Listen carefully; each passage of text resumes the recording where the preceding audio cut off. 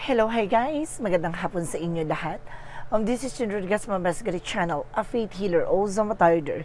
So ngayong hapon na tatagan natin sabihin sa iyo ng ating mga gabay. So this is a special gabay for the month of October 25 hanggang October 31 for the sign of Aquarius. Aquarius, welcome to my channel.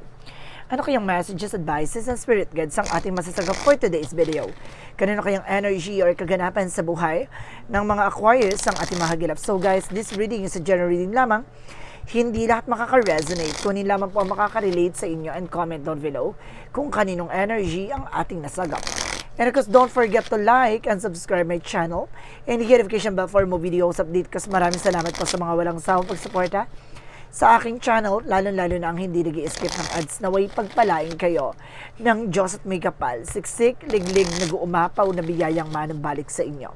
So let's see guys, what is the messages advice sa iyo ng ating angel spirit for the sign of Aquarius. So let's see and watch this.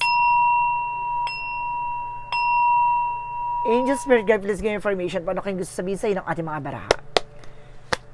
Angel spirit, please give information po.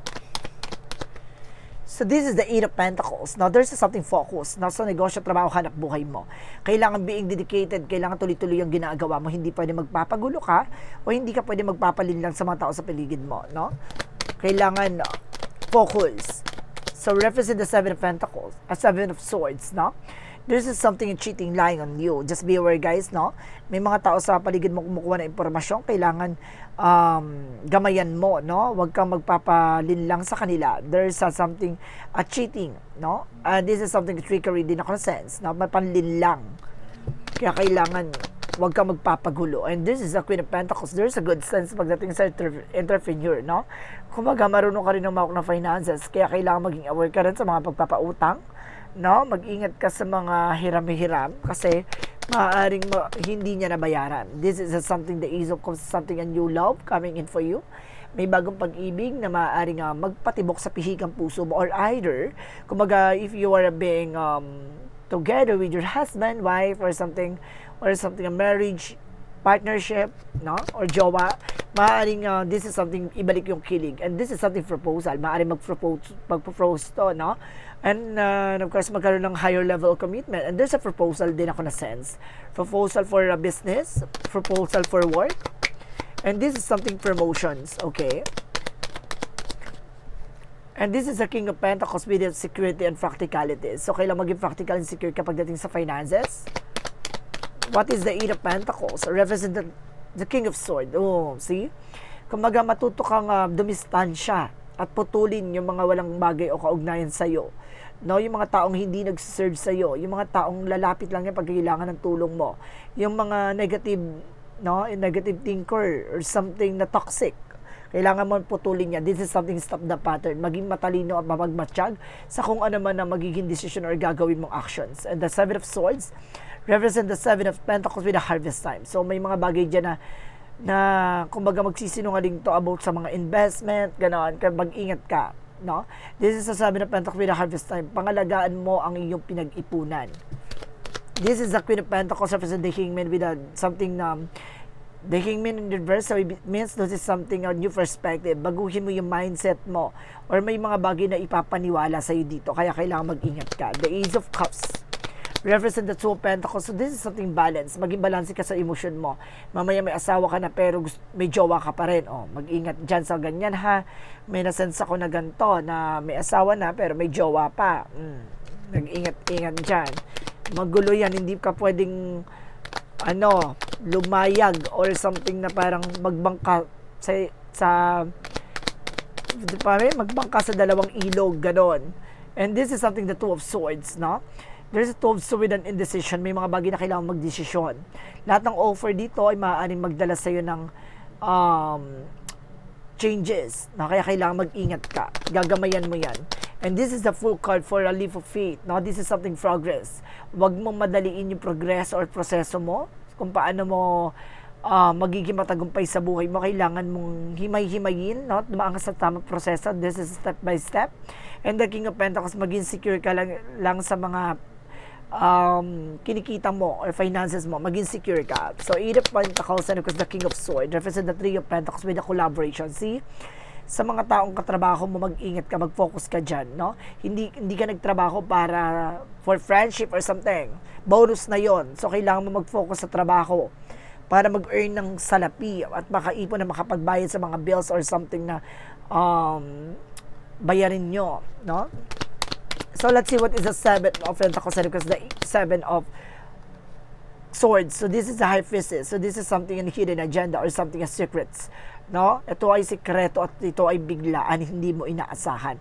Mag-iingat ka. No? Maraming kasinungalingan na mag-uudyok dyan sa eksena na yan para kunin ko ano man yung mga bagay na pinaghirapan mo. Meron ako nasisan dito promotions. Tapos kukunin yung ano mo, yung parang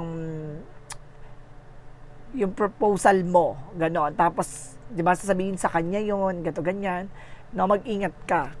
May kaibigan kang ganyan. Sinungaling. The Queen of Pentacles because the Hangman reverse represent the Six of Wands by victory is yours. Magtatagumpay ka talaga. Baguhin mo na yung mindset mo, no? With your friendship.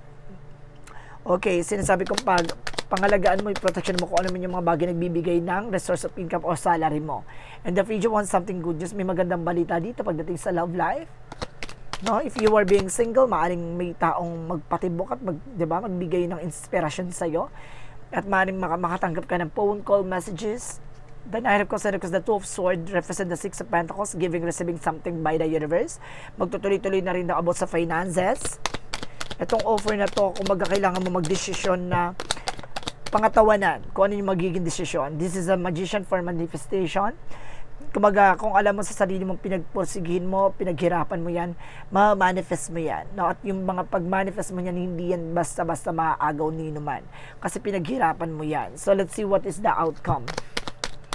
Outcome is the Two of Wands by choices. Ikaw yung pipili, ikaw yung gagawa ng way, how to improve your life, develop and transform, and this is everything is fine, no? Sa likod ng mga bagay na pinagdadaanan mo, kumbaga nananatili ka kung ano man yun tinutungtungan mo, no? And of course this is a page of something intuition. Lakasan mo ang gut feeling mo or lakasan mo ang pakiramdam mo sa lahat ng mga tao sa paligid mo, no? Maraming mga taong tuso dyan para sapawan, agawan ka, makikipag-agawan ka ba? Kaya kailangan galingan mo, no?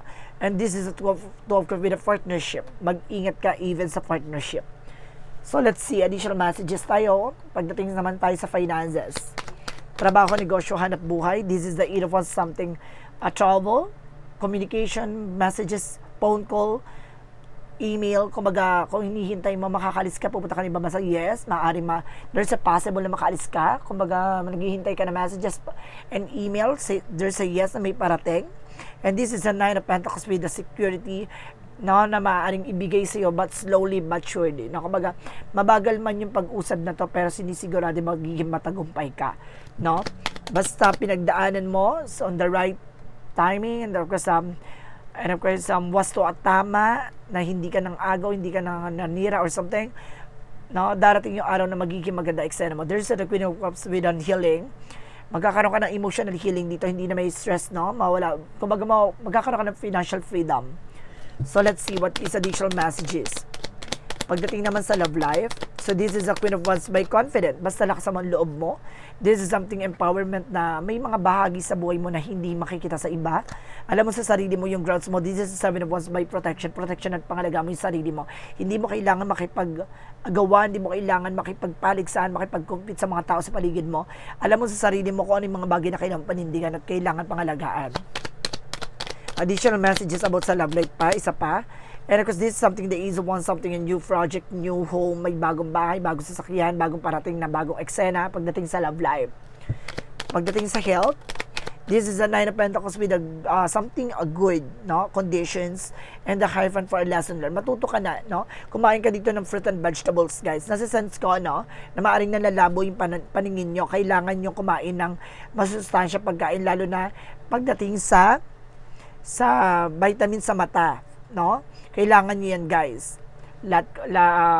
Kailangan nyo yun na vitamins para sa mata. For visions, no? Or herbs, no? Maraming herbs din na nakakatulong for vision and insights. So let's see what is additional messages for magical fairy messages. And flower power. So maaaring ito na yung panahon at pagkakataon para mamulaklak ka na o yumabong ka na. And this is something patiently. See, sabi ko sa iyo, step by step yan. Kailangan mo dumaan sa tamang proseso. Hindi yan pauna, walang finish line dyan, guys. No? Hindi yan competition ng buhay. Kailangan aralin mo, matutunan mo yung mga bagay na kailangan mo matutunan. Yung aral na kailangang bitbitin para na sa ganun hindi na maulit yung ganun scenario at ikot ng kapalaran. So let's see what is the synchronicities, wildness, na para magiging mabagsik ka dito, no? Dahil hindi biro ang mga pinagdaanan mo. So sa likod ng mga pinagdaanan mo, naging matapang ka, and this is something rest, no? Ipapahinga mo na yan. Kailangan mo na magpahinga sa lahat ng mga bagay na nangyari sa iyo. I-refresh mo yung utak mo, and this is something gentleness, no? Maging mahinahon at magdahan-dahan ka sa mga gagawin mong action. May kumbaga wildness but pa-sweet, ganon. So let's see what is a yin and yang oracle card. There is something ego and pride. Alisin mo to, ito yung ego, pride, and luho, bisyo, or drama. Alisin nyo yan. And this is something alchemy with ancestor guides. Na meron dito mahal mo sa buhay na yumao na ginagabayan ka. And of course, this is something apology. Na may hingi talaga ng taon for the past. At huwag ka magpapabudol dyan, ha. There is a third party, no? Kumbaga, parte yan ng plano nila, no? Huwag ka magpapalinlang at huwag ka magpapagulo dyan. Mag-ingat kang mabuti. Pwede mong tanggapin yung apology or something, basta huwag ka magtitiwala. Romance angels represent what? Home foundation, no? See, kumbaga, magkakaroon ka talaga ng bagong bahay dito na sense ko. And there's something honesty. Malalaman mo lahat ng katotohanan. At alam mo naman yung katotohanan. There's a divine feminine. So, maaaring may babae kang Aquarius. No? There's something feminine here na represent. Empowerment, kalakasan. So, let's see what is Archangel Michael messages. You created your situation and you have the power to change it. Ikaw yung naglagay sa sitwasyon mo, ikaw din makakagawa ng parang para makaalis ka dyan. And honor and trust your feeling. Lagi kang makikinig sa gut feeling mo. Lagi kang makikinig sa iniisip mo, sa nararamdaman mo. And there's an honor, sense of humor. Na kailangan na, kumbaga, tinitingnan mo yung situation mo with the lighter side. No? Kumbaga, tinitingnan mo yung eksena with a positive outlook or positive outcome. Huwag kang tumitingin with a negative. So, let's see what is the chakra messages. And there's an abundance. Talaga may kasaganahan talaga. No? May kasaganahan talaga dito na para sa'yo, pero hinaharang. Kaya pala may hindi hangman kanina lumabas, may delays and cancellation. Kasi may yung maharang para hindi mo makuha yung impormasyon na yon, hindi mo makuha yung documents na yon, hindi mo makuha yung pag-alis, no? Kumbaga nagkakaroon lagi ng delays. And this is something soulmate. May soulmate connection pagdating sa love life, and there's an instinct. Tama ka ng gut feeling. May third party dito, guys, no? Maaaring katrabaho mo or maaaring mayroong gusto sa iyo or may gusto sa partner mo. Additional messages. And there's a discovery. Unti-unti mo na madidiscover lahat ng bagay na yan. So let's see what is a Moontology.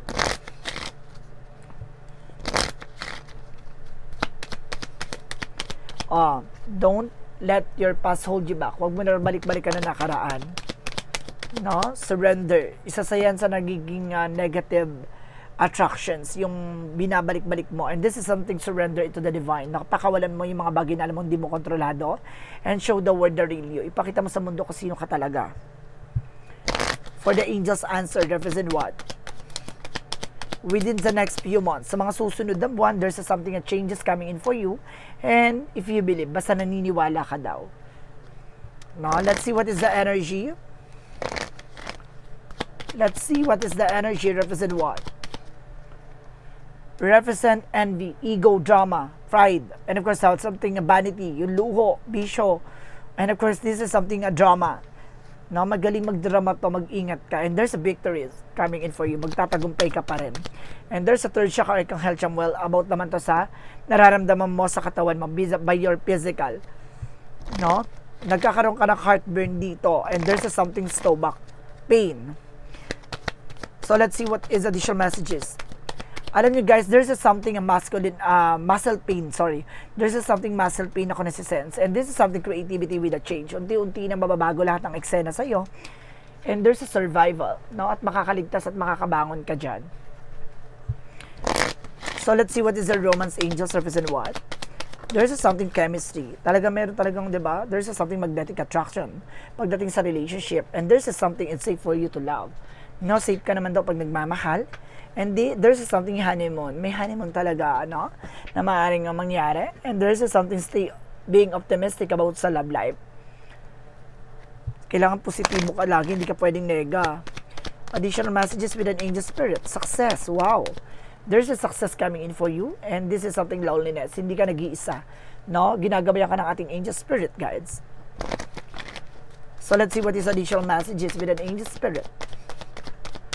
Artist, see, there's a something artist. Oh my God, may drama talaga, no? There's a dramatically actress, and there's a leadership. Kailangan pamunuan, ha? Take charge of your situation. Huwag ka naniniwala sa mga emosyon at mga pautot na mga tao sa paligid mo. For Archangel Raphael, marami yan. Kesyo, kailangan niya ng ganito, baka kailangan niya ng ganyan na lalapit yan sa'yo, no? Pero in other way, may something drama. And there is something fireworks, na ang pagdarasal na to ay maaaring makatulong sa'yo, no? Sa lahat ng mga bagay na gusto mo. Kailangan mo magdasal o may mga maaaring pinagdasal ka na maaaring magkatotoo na.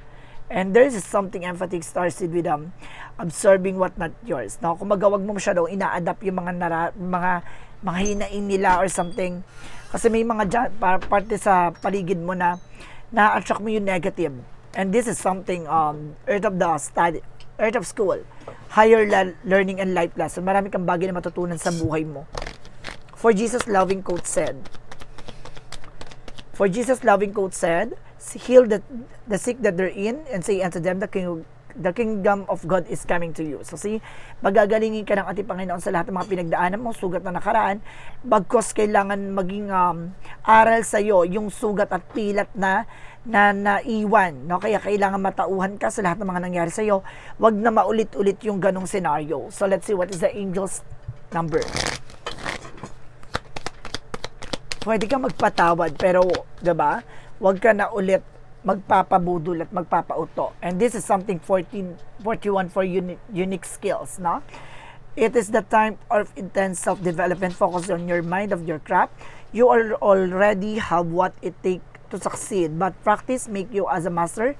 It also serves to find your true purpose, leveling up in your career and business if business is of priority right now. So, tumuto ka sa kung ano man ang meron ka ngayon, no?